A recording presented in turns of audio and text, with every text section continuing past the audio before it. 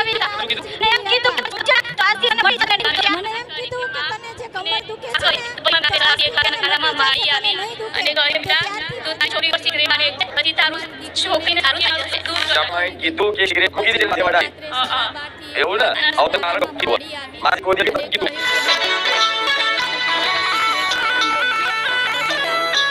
લીમડી આ નામ છે વિકેશભાઈ ડાંગી કીધું કે સિગરેટ મારી કલમ આવ તો એનું કારણ કહું આ કેમ કીધું હોય માતાજી કોઈ દિવસ વિધિ નહીં બતાવતા તો કેમ કીધું હોય